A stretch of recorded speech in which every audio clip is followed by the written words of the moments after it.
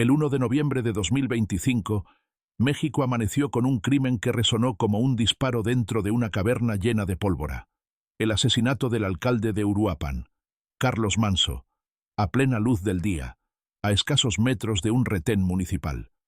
Menos de 72 horas después, la presidenta Claudia Sheinbaum autorizó un despliegue que ningún gobierno reciente se había atrevido a ordenar en Michoacán. 1980 elementos, blindados, helicópteros artillados, células de inteligencia y unidades especiales, todo bajo un nombre que sonaba a promesa y amenaza al mismo tiempo: Operativo Paricutín. Las pantallas mostraban columnas de vehículos avanzando hacia tierra caliente, soldados asegurando carreteras, drones surcando el cielo gris. El mensaje oficial era firme: vamos por la paz y la justicia. Pero en Michoacán nadie se lo creyó del todo. Porque este despliegue no respondía solo a la muerte de un alcalde, respondía a algo mucho más profundo, algo que el gobierno federal no se atrevió a explicar ante las cámaras, y los habitantes del estado lo sabían mejor que nadie. En Michoacán, la violencia no empieza ni termina con un nombre propio. La violencia es un sistema, y ese sistema ya había sido documentado, con precisión quirúrgica, por alguien que no suele equivocarse: el investigador Víctor Manuel Sánchez Valdés, de la Universidad Autónoma de Coahuila. Su estudio, un documento que circuló entre periodistas y analistas como una advertencia silenciosa, describía un panorama tan devastador que parecía irreal. En los 113 municipios de Michoacán opera al menos una organización criminal. No existe un solo municipio limpio. Peor aún, 30 municipios con un solo grupo. 31 con 2, 30 con 3, 5 con 4, 9 con 5, 5 con 6, 2 con 7, y Apatzingán, el corazón de tierra caliente, con 8 organizaciones simultáneas disputándose cada centímetro del territorio. Un mapa convertido en fractal del crimen. Pero había algo que el estudio no explicaba, algo que no figuraba en gráficos públicos ni en ruedas de prensa, algo que solo un pequeño círculo de funcionarios conocía. En la noche del 2 de noviembre, mientras el país discutía sobre el asesinato de Carlos Manso y el impacto político que tendría, un informe clasificado llegó a la Oficina de Seguridad Nacional. El título era inocuo: Análisis de Coexistencia Criminal, MICH 24C. Pero el contenido era dinamita pura. Ese informe sugería que el asesinato del alcalde no fue obra de una sola organización, ni siquiera de una disputa territorial clásica. El documento insinuaba que 2 grupos históricamente enemigos habían coordinado movimientos en Uruapan en las 48 horas previas al crimen. ¿Una alianza temporal? ¿Un pacto de sangre? ¿Un mensaje mutuo? Nadie en la mesa de seguridad quiso decirlo en voz alta, pero todos sabían lo que significaba. Si 2 de los antagonistas más feroces de Michoacán estaban colaborando, aunque fuera por una sola noche, el Estado estaba enfrentando algo que jamás había visto en ese territorio. Y eso, más que la muerte del alcalde, fue lo que detonó el operativo Paricutín. La narrativa pública habló de justicia. El briefing interno habló de algo más oscuro: evitar que naciera una megacoalición criminal capaz de desafiar al Estado mexicano. Pero para entender por qué esa posibilidad era tan aterradora, hay que mirar el mosaico real de Michoacán, sus cárteles, sus alianzas rotas, sus traiciones y la maquinaria económica que los mantiene vivos. Y sobre todo, hay que entender qué sucedió en Uruapan esa noche y quién realmente ordenó asesinar al alcalde. Esa es la historia que empieza ahora. Para entender por qué el asesinato de Carlos Manso pudo encender una chispa tan peligrosa, hay que entrar en el corazón del laberinto michoacano. Un laberinto donde las fronteras entre cárteles, autodefensas, células excindidas y autoridades infiltradas se han borrado por completo. Porque Michoacán no es un territorio gobernado por un grupo, ni por 2. Es un tablero de 17 organizaciones criminales activas, cada una con sus mandos, sus economías ilegales, sus rutas y, lo más peligroso, sus alianzas temporales. Un ecosistema vivo, cambiante, impredecible. 1. El actor hegemónico, CJNG, el imperio del Mencho, el cártel Jalisco. Nueva generación domina Michoacán con una presencia tan vasta que asusta incluso a sus enemigos. 110 de los 113 municipios tienen células, bases, operadores o complicidad activa. Su líder nacional, Nemesio Oseguera Cervantes, el Mencho, no pisa el Estado, pero sus brazos llegan a cada valle, cada sierra y cada carretera. Los mandos regionales, la verdadera maquinaria CJNG, funciona como una franquicia militarizada. R1, Ramón Álvarez Ayala. Apatzingán y Uruapan, zona crítica. El Barbas, William Erwin Rivera Padilla. Zitácuaro y Oriente del Estado. Don Chuy, Jesús Rivera Aguirre. Morelia, la capital. Estos jefes no solo obedecen, administran, cobran cuotas, imponen reglas, gestionan rutas.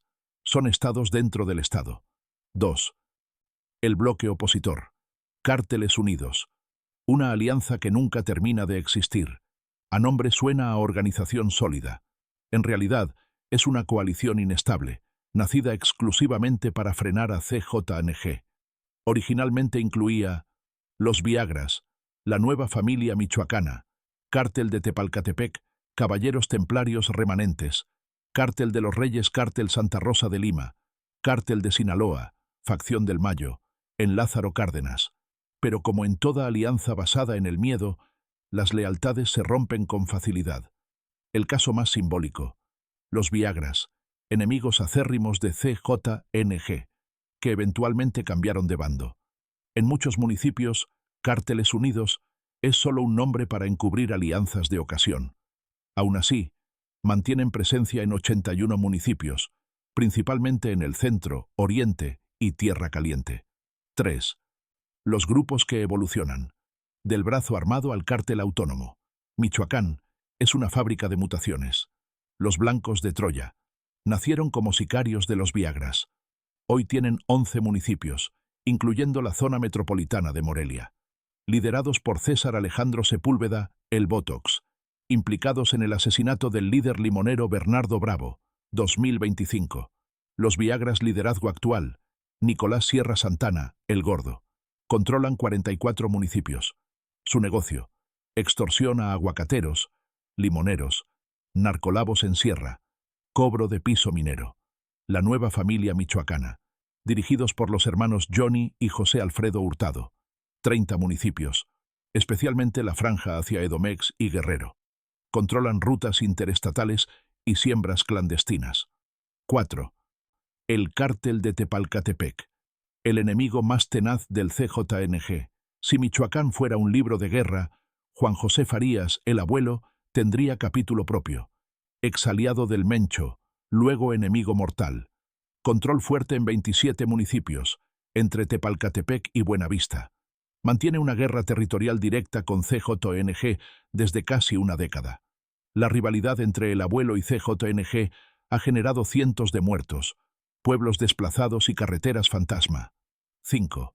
El Cártel de los Reyes y los Invisibles del Noroeste. Aunque pequeño, el Cártel de los Reyes mantiene control firme sobre 11 municipios, frontera con Jalisco, rutas que conectan con cuencas mineras. Liderados por Luis Enrique Barragán, el Huicho, su poder radica en el bajo perfil. 6. Los gigantes externos, Sinaloa y Santa Rosa de Lima. Sinaloa, Facción del Mayo. Presente solo en Lázaro Cárdenas, pero precisamente ahí, en el puerto, entran precursores asiáticos para metanfetamina. Controlar un solo municipio puede equivaler a controlar el flujo químico de medio país. Santa Rosa de Lima.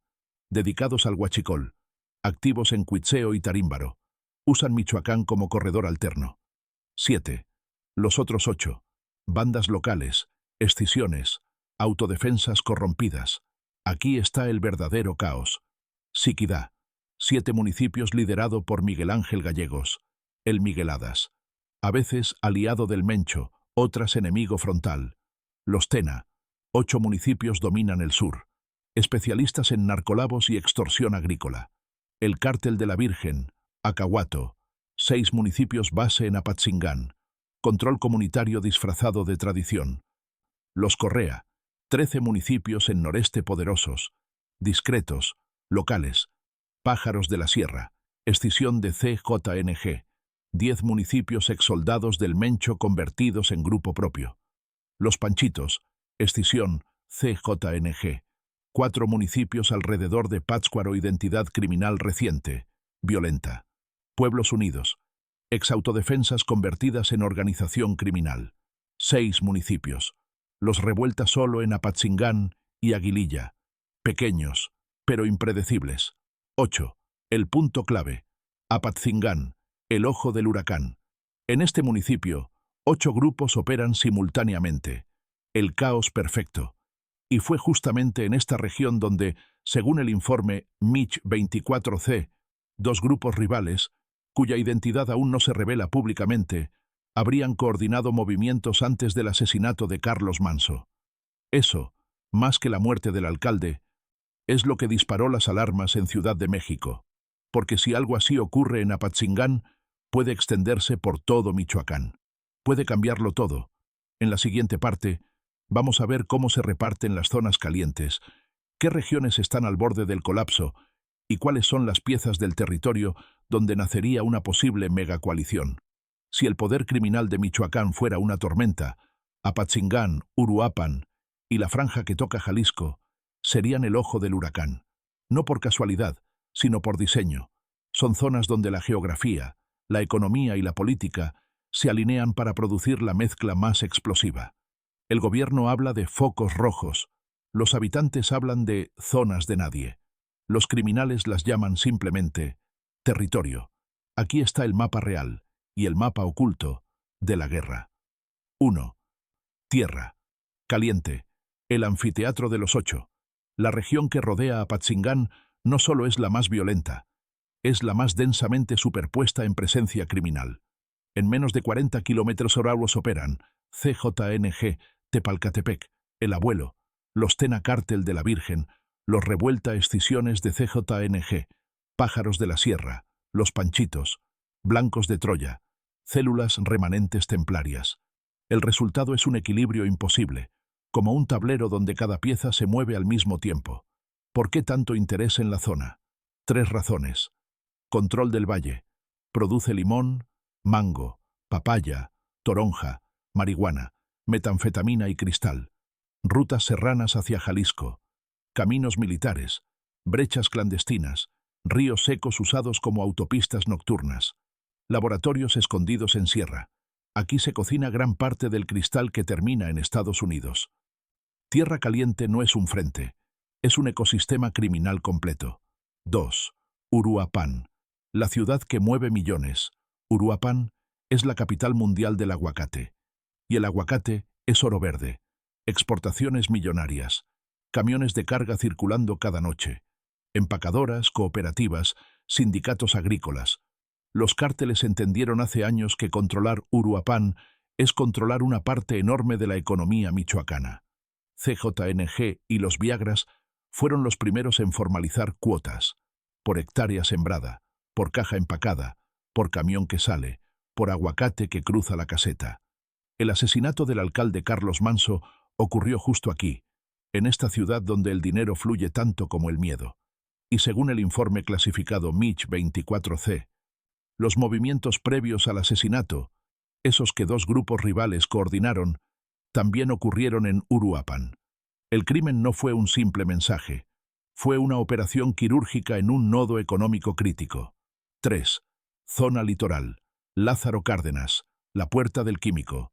A simple vista, el puerto de Lázaro Cárdenas es un éxito industrial, pero para los grupos criminales es el punto de entrada ideal para precursores de metanfetamina, químicos de Asia, armas que llegan en contenedores marcados como maquinaria. La facción de Sinaloa, los del Mayo, opera aquí, porque no necesitan territorio extenso, solo necesitan el puerto. Y este puerto es la arteria por donde respira toda la industria sintética del país. 4. Zona alta de Morelia, la capital partida en sombras. Morelia no es un campo de batalla abierto. Es peor, es un tablero político con sombras largas.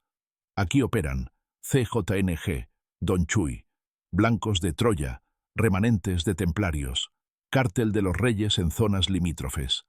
La violencia es menos visible, pero más calculada. Extorsión empresarial, infiltración policial, amenazas silenciosas a funcionarios.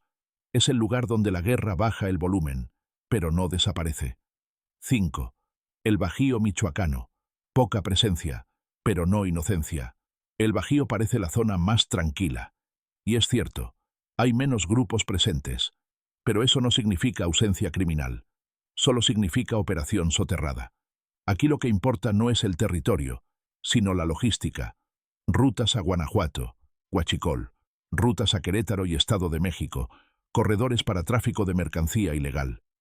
El Bajío es el lugar donde se lava el dinero que se ensangrenta en tierra caliente. 6. La frontera con Guerrero. La línea de fuego.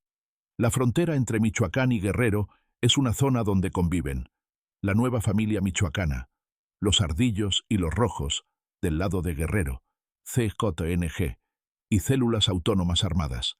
Aquí nadie sabe quién es aliado de quién un martes y quién será enemigo el jueves. Es la región donde nacen las alianzas más efímeras, oportunistas y peligrosas. 7. El detalle clave. Lo que no se muestra en los mapas. Los mapas oficiales muestran colores. Los mapas reales muestran solapamientos. Y según el documento Mich 24C, las horas previas al asesinato del alcalde Manso mostraron un solapamiento anómalo. Dos grupos que normalmente se atacan. Esa noche no solo se evitaron, sino que cruzaron rutas idénticas entre Uruapan y Apatzingán sin un solo disparo. Eso no es coincidencia, eso es coordinación. Y si dos enemigos pueden coordinar una noche, pueden coordinar una semana, o un mes. El Estado lo sabe. Por eso se lanzó Operativo Paricutín. No por el crimen, por lo que el crimen significaba. En la siguiente parte veremos por qué Michoacán es un botín perfecto. Sus rutas, su puerto, su aguacate, su litio y su geografía que favorece la clandestinidad. Para entender por qué 17 organizaciones criminales están dispuestas a desangrarse por Michoacán, hay que mirar más allá de la violencia cotidiana, más allá de los nombres, las balaceras, las emboscadas. Hay que mirar la estructura profunda, la que no se ve en un noticiero de 5 minutos, porque Michoacán no es solo un estado violento. Es un territorio estratégico de alto valor económico, logístico y geopolítico. Un premio que ningún cártel quiere perder y que ninguno puede controlar por completo. 1. El puerto de Lázaro Cárdenas, la aorta química de México. Si hay un punto que explica por sí solo el interés de los cárteles, es este. El puerto de Lázaro Cárdenas es uno de los más grandes de México, con infraestructura industrial avanzada, varias terminales y un flujo constante de contenedores de Asia. ¿Qué entra por aquí? Precursores químicos usados para metanfetamina, sustancias para fentanilo, maquinaria industrial modificada, piezas metálicas que ocultan armas. La facción de Sinaloa, del Mayo, opera discretamente aquí, porque no necesitan territorio amplio, solo necesitan el puerto. Controlar Lázaro Cárdenas significa controlar el suministro químico para laboratorios en todo el occidente del país. Ni CJNG, ni Viagras, ni Tepalcatepec, ningún grupo quiere perder este punto. 2. La industria del aguacate y limón. El oro verde Michoacán es el rey mundial del aguacate, y el aguacate mueve millones cada semana. En Uruapan, Tacámbaro, Tancítaro, Peribán y alrededores, cada hectárea cultivada genera flujo constante de dinero líquido, cajas, transporte pesado, exportaciones a EEUU. Los grupos criminales lo entendieron hace años. Extorsionas el aguacate, controlas la economía local. Las cuotas incluyen pago por hectárea, cobro por caja empacada, cuota por camión, pago por seguridad. Es un sistema de tributación criminal, y Uruapan es el epicentro. El asesinato de Carlos Manso no fue casual. Tocar Uruapan es tocar la vena económica más sensible del Estado. 3. La geografía, el paraíso de las rutas clandestinas. Michoacán combina sierra, Apatzingán, Aguililla, Tepalcatepec, valles agrícolas, zonas costeras, terrenos irregulares y decenas de brechas imposibles de vigilar. Esto permite movimiento de convoyes sin ser detectados, laboratorios escondidos, pasos clandestinos hacia Jalisco y Colima, emboscadas perfectas en barrancos y curvas estrechas. La geografía hace posible que 8 grupos operen en un solo municipio, sin que ninguno logre expulsar a los demás. 4. Producción de metanfetamina, la industria oculta. Michoacán no solo recibe precursores, los cocina. En Tierra Caliente y en la Sierra del Bajío michoacano operan laboratorios grandes, laboratorios medianos, narcolabos improvisados escondidos en huertas, cocinas móviles. Muchos están a cargo de los Tena, el abuelo Tepalcatepec, los Viagras, grupos afiliados a CJNG. Cada laboratorio produce entre 80 y 150 kilos semanales, dependiendo del tamaño y la disponibilidad de químicos. Es una industria multimillonaria, indispensable para todos. 5. Rutas hacia Jalisco, Colima, Guerrero y el Bajío.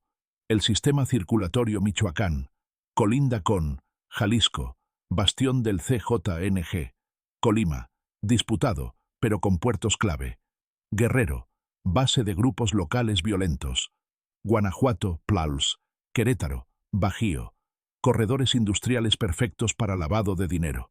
El Estado está rodeado de territorios donde las economías criminales no compiten, sino se complementan. Michoacán es el punto donde se conectan todas. 6. Minería ilegal. Un negocio silencioso pero mortal. La minería irregular en Michoacán, tanto metálica como no metálica, es una de las economías paralelas más fuertes del Estado. Cobro de piso, control territorial, tráfico de minerales y explotación clandestina. Los Viagras, los Correa y células independientes operan ahí con un nivel de control silencioso, pero férreo. 7. Abandono institucional. La puerta abierta para todos durante años, Michoacán ha tenido policías municipales infiltradas, ministerios públicos insuficientes, alcaldes cooptados, ausencia estatal en zonas rurales. La ausencia del Estado crea un vacío. El crimen lo llena. Y cuando múltiples grupos intentan llenarlo al mismo tiempo, surge el caos que describe el estudio. 17 organizaciones activas compitiendo sin límites. 8. El dato que no salió en la prensa. 2 grupos rivales compartieron ruta la noche del asesinato. El informe secreto MICH 24C, filtrado parcialmente, indica que en la noche del 31 de octubre, entre Uruapan y Apatzingán, 2 grupos enemigos históricos evitaron confrontación, compartieron brechas y sincronizaron desplazamientos. Eso, en un territorio donde un solo convoy extraño recibe balazos en minutos, es imposible sin coordinación previa. Esto no significa alianza formal, pero sí colaboración táctica. ¿Para qué colaboraron? ¿Para mover cargamento? ¿Para desplazar un rival? ¿Para preparar el asesinato del alcalde? El Estado no lo ha dicho, pero el operativo Paricutín sugiere que lo sabe. En la siguiente parte veremos la línea del tiempo de los operativos federales y cómo Michoacán se convirtió, en 20 años, en un laboratorio fallido de todas las estrategias posibles. Michoacán no se convirtió en un mosaico criminal en un año, ni en un sexenio. Es el resultado de 2 décadas de estrategias fallidas, cada una con un enfoque distinto, pero todas con el mismo final: el fortalecimiento de los grupos criminales y la fragmentación del territorio. Para entender por qué el operativo Paricutín existe, hay que desenterrar la historia completa. Un archivo de errores, improvisaciones y decisiones que, lejos de resolver el problema, lo multiplicaron. 1. 2006-2012. Felipe Calderón. El operativo conjunto Michoacán. El 11 de diciembre de 2006, Michoacán se convirtió en el punto de partida oficial de la guerra contra el narco. Calderón envió 6.500 elementos de ejército y federales en un operativo monumental. El objetivo: desmantelar la familia michoacana y los caballeros templarios. Lo que salió mal: no existía inteligencia local sólida. La estrategia fue frontal y militar, sin base social. Se fragmentaron grupos grandes, pero surgieron grupos más pequeños, más violentos, menos controlables. Los templarios se convirtieron en una hidra, y el Estado quedó atrapado en una espiral donde cada victoria militar era pagada con una nueva ola de violencia. 2. 2013-2014. Enrique Peña Nieto. El comisionado Castillo y las autodefensas. En 2014, ante la crisis desbordada, el gobierno federal nombró a Alfredo Castillo como comisionado especial. Su misión: regular, desarmar y reestructurar a los grupos de autodefensa que habían surgido como respuesta al terror de los templarios. Lo que salió mal, se integró a muchos autodefensas a fuerzas oficiales, sin depurar infiltraciones criminales previas. Algunos grupos, al perder legitimidad, se convirtieron en organizaciones criminales formalizadas. Así nacieron o se fortalecieron los Viagras, los Blancos de Troya, Pueblos Unidos, posterior, varias escisiones templarias. El intento de ordenar las autodefensas terminó creando nuevos cárteles. 3. 2018-2024. Andrés Manuel López Obrador. Abrazos no balazos. AMLO propuso una estrategia inversa: menos militarización, más programas sociales, más atención a pobreza, más becas para jóvenes. En regiones como Aguililla y Coalcomán se intentó reforzar el tejido social. Lo que salió mal. Los programas funcionaron socialmente, pero no contuvieron a CJNG, que aprovechó la menor presión militar para expandirse. Durante estos años, CJNG pasó de ser un actor fuerte a ser el actor dominante en 110 municipios. El abuelo Tepalcatepec y los Viagras crecieron en capacidad armada. Los TENA expandieron laboratorios. Los grupos de extorsión agrícola se consolidaron. La ausencia de confrontación directa no redujo la violencia. La desplazó. La silenció. La hizo más profunda. 4. 2024-2025. Claudia Sheinbaum. Plan de 100 días para Tierra Caliente.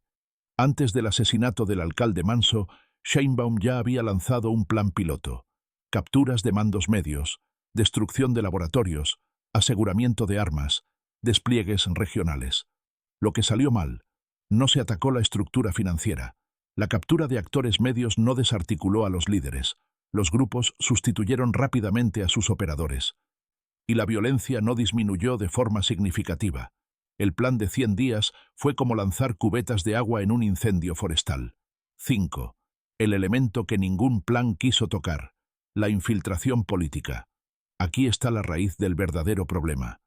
En los últimos 20 años, investigaciones formales, informes de inteligencia y detenciones aisladas han mostrado un patrón: alcaldes financiados por grupos criminales, policías municipales al servicio de uno u otro cartel, funcionarios estatales avisando de operativos, campañas políticas patrocinadas por dinero ilícito, extorsiones institucionalizadas como cuotas oficiales. Y aunque todos los gobiernos lo sabían, ninguno lo enfrentó frontalmente. ¿Por qué? Porque hacerlo habría exigido desmontar redes de poder locales, y eso genera crisis políticas que ningún presidente quiere enfrentar. 6. El asesinato de Carlos Manso. El punto de quiebre.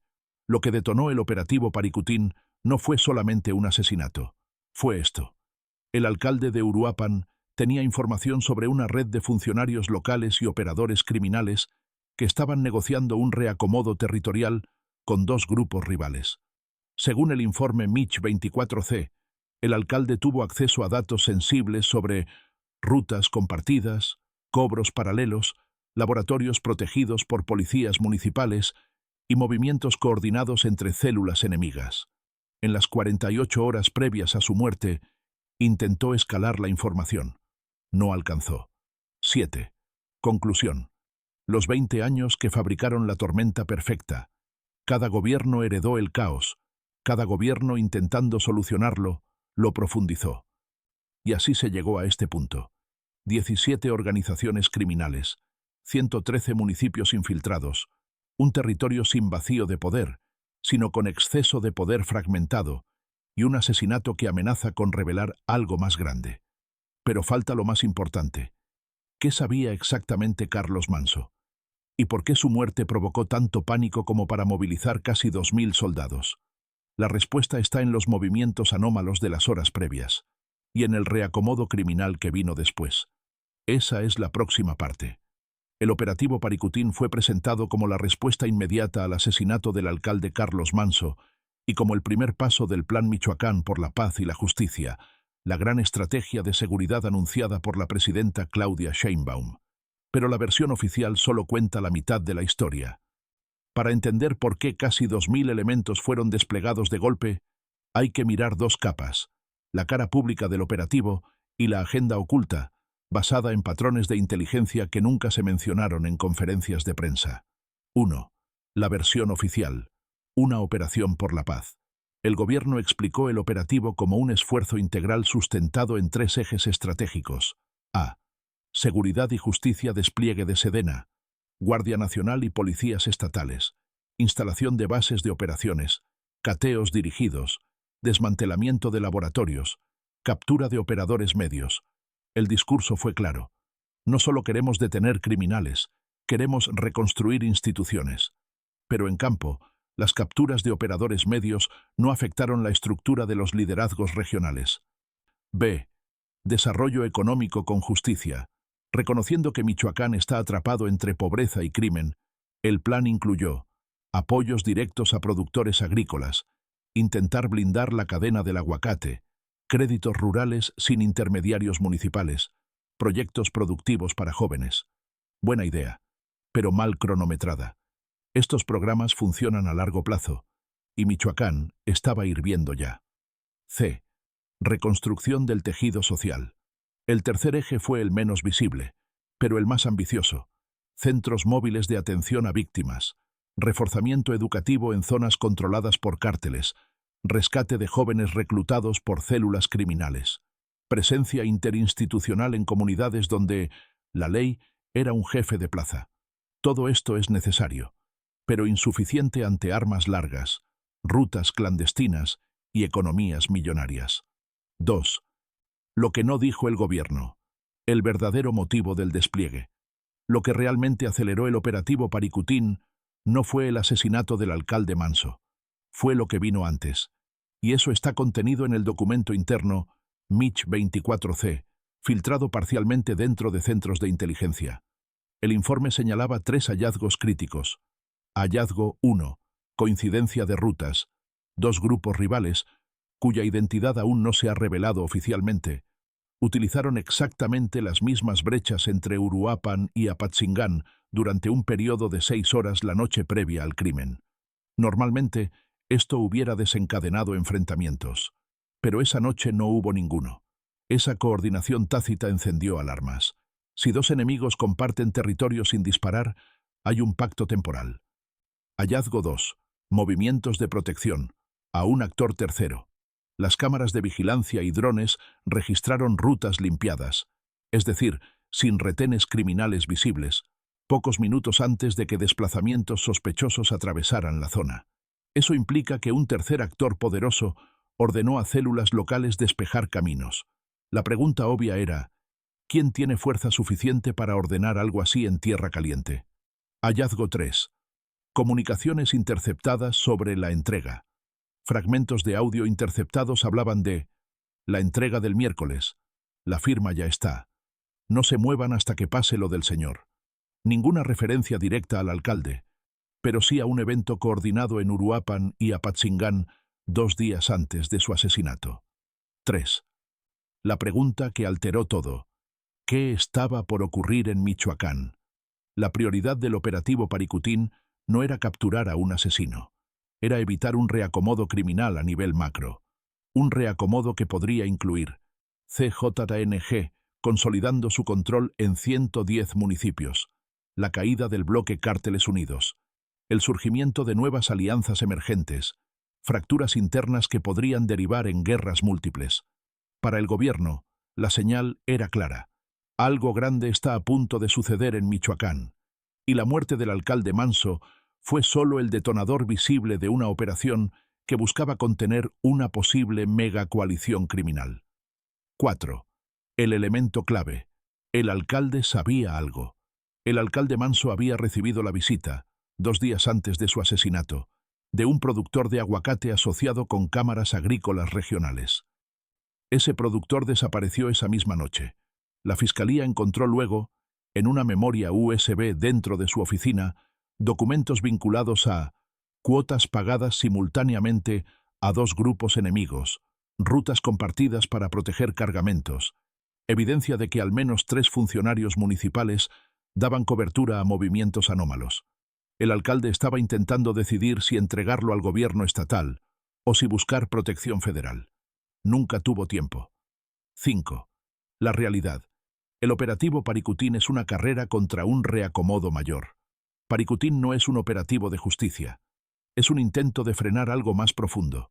La posible coordinación entre dos o más cárteles para redistribuir territorios clave en Michoacán. Si eso ocurre, ningún despliegue futuro podrá contener la ola. El gobierno lo sabe, los grupos también. Y lo que viene ahora, las primeras reacciones criminales, demostrarán quién entendió mejor el nuevo tablero. El gobierno presumió que el operativo Paricutín tomó por sorpresa a los cárteles. Pero quien conoce Michoacán sabe que ningún grupo poderoso se sorprende. Se adaptan, mutan, retroceden un paso para avanzar tres. Apenas los primeros convoyes militares cruzaron las carreteras de Tierra Caliente, las organizaciones criminales ya estaban reaccionando, aunque no a la vista del público. Tres movimientos cambiaron el tablero y confirmaron que el Estado no estaba enfrentando una crisis ordinaria, sino un reacomodo histórico. 1. El CJNG. Repliegue estratégico, no debilidad. Muchos analistas esperaban que CJNG respondiera con violencia inmediata. Pero el Mencho no opera con impulsos, opera con cálculo frío. Los mandos regionales hicieron tres cosas. A. Retiro visible, avance invisible, levantaron retenes urbanos, cancelaron operativos nocturnos visibles, bajaron presencia armada en carreteras principales. Pareció una retirada. No lo era. Era dispersión táctica para evitar choques directos con Sedena y GN. B. Movilización de laboratorios. Equipos especializados comenzaron a trasladar cocinas a zonas más profundas de sierra, usando rutas que solo conocen los operadores veteranos. C. Reagrupamiento por células. En vez de operar en convoyes, pasaron a células de 4 o 6 hombres para evitar ser detectados por drones. Fue la señal más clara. CJNG no se sintió amenazado. Se estaba preparando. 2. Cárteles unidos. El bloque que se quedó sin norte. La alianza anti-CJNG vio el operativo como una amenaza mortal. No porque el ejército fuera a aplastarlos, sino porque Paricutín podría detonar un nuevo reacomodo interno que los dejara fuera del juego. Sus reacciones fueron caóticas. A. Los Viagras se dividieron en facciones. Una parte quiso pactar temporalmente con CJNG para sobrevivir. Otra insistió en resistir. El liderazgo de El Gordo quedó debilitado. B. El abuelo Tepalcatepec movilizó a su gente, fortificó rancherías, reforzó brechas y armó células de vigilancia comunitaria. No confían en el Estado, nunca lo han hecho. C. Los blancos de Troya vieron oportunidad. Con el caos, comenzaron a mover hombres hacia las afueras de Morelia para disputar plazas dejadas momentáneamente vacías. D. Los Correa se hicieron invisibles, saben sobrevivir. Cerraron caminos, silenciaron radios locales y se ocultaron en la zona noreste. El bloque estaba entrando en modo supervivencia. 3. Los grupos escindidos. Los más peligrosos en momentos de caos. Los grupos surgidos de fracturas internas, pájaros de la sierra, los panchitos, remanentes templarios, no tienen jefaturas centralizadas. En momentos de crisis, ellos son los más impredecibles. A. Pájaros de la sierra. Se movieron en dirección a Aguililla para capturar zonas que CJNG abandonó temporalmente. B. Los panchitos. Aprovecharon el vacío para reforzar rutas en el lago de Pátzcuaro. Puede parecer irrelevante, pero esta región conecta con corredores turísticos, clave para extorsión y lavado. C. Remanentes templarios. Intentaron recuperar territorio perdido hace años, especialmente en zonas rurales donde aún conservan lealtades. 4. La nueva familia michoacana. Alerta total en la frontera con Guerrero. Los hermanos Hurtado son expertos en una cosa: detectar alianzas antes de que ocurran. Cuando notaron movimientos simultáneos entre grupos rivales de Uruapan, declinaron cualquier ofensiva y se atrincheraron en la frontera con Guerrero. Ahí esperan ver quién rompe primero. 5. Las dos señales más preocupantes: coordinación y silencio. Dos fenómenos encendieron alarmas dentro del gabinete federal. Señal 1. Coordinación anómala entre enemigos. El patrón registrado antes de la muerte del alcalde Manso se repitió 72 horas después del despliegue militar. Dos grupos enemigos evitaron enfrentarse en 3 municipios distintos: Uruapan, Parácuaro, San Juan Nuevo. Evitar confrontación es una cosa. Sincronizar rutas es otra completamente diferente. Eso implica protocolos compartidos. Señal 2. Silencio absoluto en canales usados para extorsión. Durante 6 horas consecutivas, los radios y canales telefónicos usados para cobrar cuotas en zonas aguacateras se quedaron silenciosos. Sin cobro, sin amenazas, sin actividad. Eso solo ocurre cuando hay negociación, hay reacomodo o hay pacto temporal. Los productores lo notaron inmediatamente. Para algunos fue un alivio, para otros una advertencia. Para los analistas fue el primer indicio de que se estaba gestando una reestructuración de mayor escala. 6. El punto más oscuro. Alguien ordenó no moverse en 3 municipios clave. Interceptaciones de inteligencia señalaron que alguien, no se sabe quién, ordenó a 3 grupos distintos lo siguiente: no mover nada hasta nuevo aviso. La orden fue acatada. ¿Quién tiene el poder para detener simultáneamente a rivales que llevan años matándose? Ese es el misterio central detrás del operativo Paricutín, y es la pieza que falta para entender qué estaba a punto de nacer en Michoacán. Pero la reacción criminal no terminó en silencio. Lo que vino después fueron los primeros golpes directos, la respuesta violenta a la presencia militar. Golpes que confirmaron que la guerra por Michoacán estaba entrando en una fase nunca antes vista. El despliegue militar del operativo Paricutín había logrado, al menos durante los primeros días, un efecto de contención temporal. Pero en Michoacán, la calma nunca es silencio, es acumulación. Es el instante antes de que caiga la primera piedra de una avalancha. Y cuando cayó, lo hizo en 3 movimientos sincronizados que revelaron algo más profundo que una simple reacción violenta. Los cárteles no estaban improvisando. Estaban enviando mensajes distintos, con propósitos distintos. 1. La emboscada en la sierra de Tepalcatepec. Estamos viendo todo. El primer ataque ocurrió a las 06:20 am, en una brecha estrecha entre Tepalcatepec y Buenavista. Un convoy mixto, ministeriales, plus Guardia Nacional, se dirigía a verificar una denuncia de laboratorios clandestinos en una ranchería conocida como El Mameyal. Justo al cruzar una curva cerrada, el primer vehículo pisó un artefacto improvisado de fabricación profesional. La explosión levantó la patrulla, desintegró el eje delantero y bloqueó el camino. Desde la Sierra Alta no hubo disparos. Nadie remató. Nadie se acercó. Eso era lo inquietante. El mensaje del abuelo y su gente era claro. Sabemos dónde están. Sabemos a qué hora pasan. No necesitamos matarlos para demostrar poder. Era vigilancia. Era advertencia. Era: no entren a mi zona sin permiso. 2. Los incendios en la autopista. Siglo XXI. El caos como economía. 48 horas después, 7 camiones de carga fueron incendiados en 5 puntos distintos de la autopista Siglo XXI, uno de los corredores logísticos más importantes del occidente. Los responsables, los Viagras, que estaban fracturados internamente y necesitaban demostrar que seguían teniendo capacidad de daño. ¿Por qué incendiar camiones?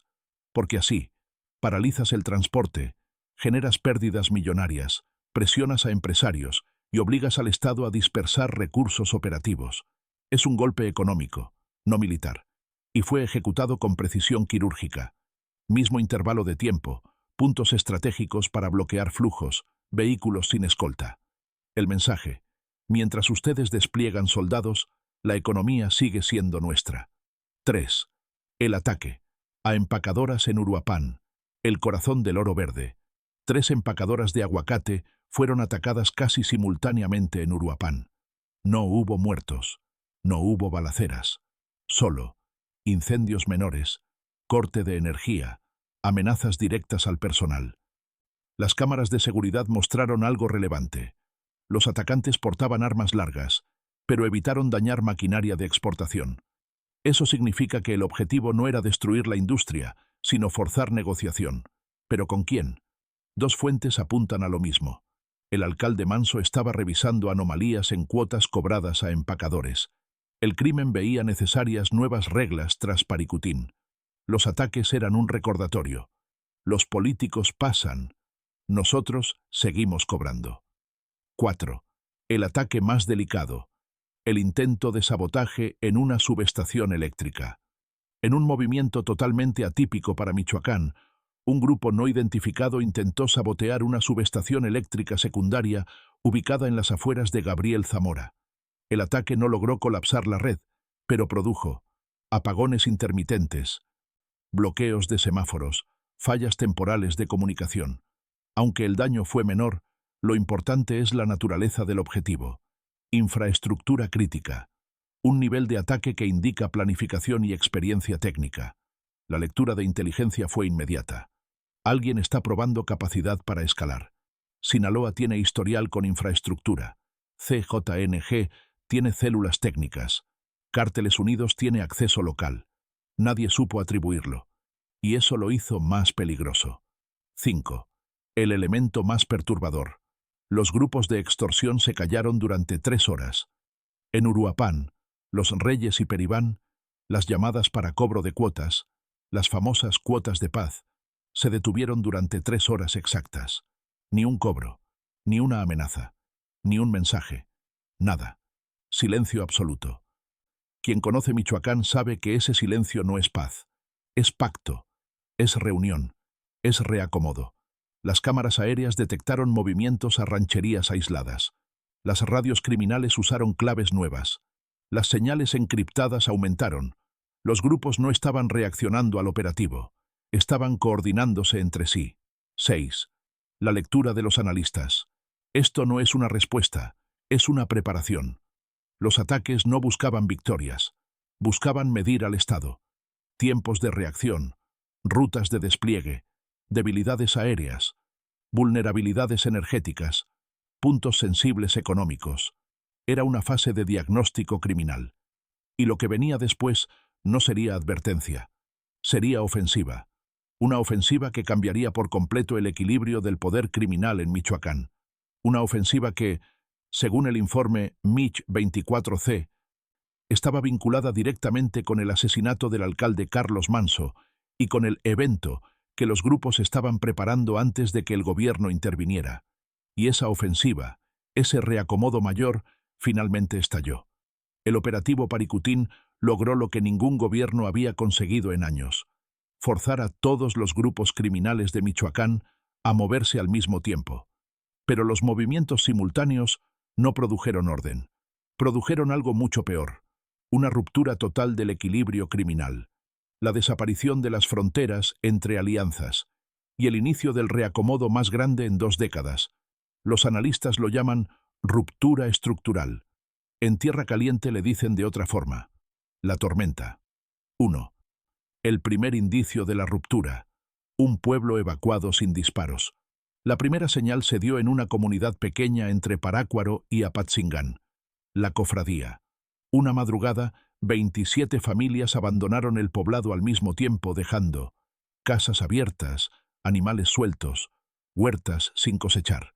Cuando los militares entraron, no encontraron cadáveres, no encontraron casquillos, no encontraron huellas de batalla, solo ausencia. La inteligencia concluyó que 2 grupos enemigos se reunieron allí, de manera pactada, para acordar una redistribución territorial. La población lo supo. Se fue antes de quedar atrapada. 2. El segundo indicio: una alianza impensable. 3 días después, drones registraron algo que parecía imposible: vehículos de CJNG y células de Cárteles Unidos circulando por la misma brecha, en direcciones opuestas, sin dispararse. Eso no solo era anómalo, era histórico. El documento Mich 24C lo describe así: probabilidad alta de pacto de no agresión temporal para asegurar un evento logístico mayor. Ese evento mayor es la pieza final del rompecabezas. Pero antes de llegar ahí, las señales siguieron multiplicándose. 3. El tercer indicio: el ataque que no era ataque. Una caravana militar fue emboscada en las afueras de Buenavista. Pero al analizar la escena, los peritos encontraron algo extraño. Las balas estaban calibradas para impactar metal, no cuerpos. Los tiradores dispararon a más de 100 metros, suficiente para golpear vehículos, pero demasiado lejos para matar soldados.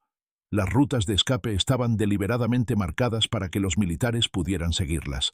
Era un mensaje encubierto. Queremos que vengas aquí. Queremos que mires en este punto.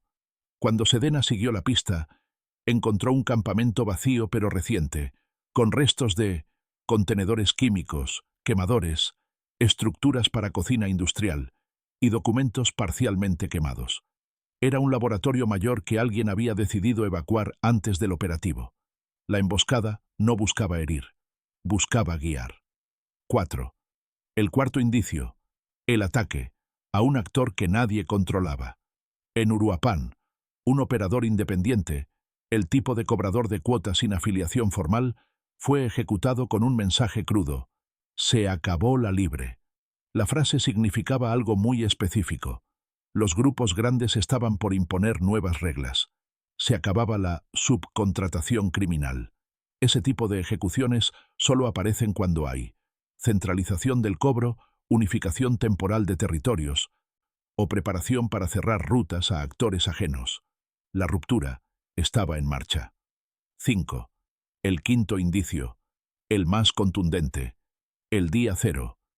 En interceptaciones posteriores, los analistas detectaron una frase repetida entre 3 grupos distintos. Después del día cero. Cuando pase lo del día cero. Día cero ya está firmado. Nadie sabía qué era. Pero todos hablaban de ello. El informe Mitch 24C lo describe como evento de coordinación interestatal con capacidad de alterar dinámicas de control territorial. La inteligencia planteó 3 hipótesis. Hipótesis 1. Una mega-alianza temporal, CJNG+, facciones de cárteles unidos para dividir Michoacán en zonas no conflictivas y poder operar sin violencia excesiva. Hipótesis 2. Eliminación simultánea de actores menores. Limpiar el estado de cobradores independientes, células improvisadas, bandas sueltas, autodefensas corruptas. Esto haría más eficiente la criminalidad, más centralizada, más difícil de combatir. Hipótesis 3. Preparación para un cierre económico. Un paro generalizado de aguacateros, transportistas, empacadoras, controlado por grupos criminales para presionar al gobierno federal. 6. La parte más oscura. El alcalde Carlos Manso sabía qué era el día cero. En la memoria USB encontrada en su oficina, esa que no fue revelada públicamente, había un archivo incompleto titulado DC0, Reglas Nuevas Final. El documento estaba dañado, pero los fragmentos recuperados incluían listados de municipios, distribución de cuotas, rutas compartidas, nombres de funcionarios y una fecha. La fecha era 7 de noviembre de 2025, 6 días después de su asesinato. Esa fecha, en lenguaje criminal, era el día cero. 7. El punto de no retorno. Lo que detonó la ruptura fue simple. El Estado intervino justo antes del reacomodo, y los grupos no iban a detener el proceso solo porque el gobierno intentara imponerse. Esa combinación, intervención plus, reacomodo en curso, colocó a Michoacán en una situación inédita. Alianzas improbables, zonas evacuadas, grupos sincronizados, silencios coordinados, ataques con mensaje, desapariciones estratégicas, laboratorios móviles y conversaciones cifradas sobre día cero. Era el punto de no retorno, y lo que vino después no fue negociación, no fue freno, no fue contención, fue la tormenta final, el momento en que los cárteles ejecutaron el plan que Carlos Manso alcanzó a descubrir, pero no a denunciar. El gobierno explicó el asesinato de Carlos Manso como un ataque del crimen organizado. Una frase vacía, repetida, reciclada. Pero la inteligencia que se recuperó, los archivos, las rutas, los silencios, las anomalías, revela algo mucho más profundo. El alcalde de Uruapan murió porque descubrió el plan criminal más ambicioso en la historia reciente de Michoacán. Un reacomodo total, una redistribución pactada, un nuevo orden, el llamado Día Cero. Y este capítulo final explica qué era, quién lo organizó y por qué su muerte era indispensable para ejecutarlo. 1. ¿Qué era realmente el Día Cero? El día cero no era un ataque masivo, no era una masacre, no era una guerra abierta, era algo mucho más frío, más racional, más peligroso, una reestructuración criminal completa del Estado, negociada en sombras entre mandos de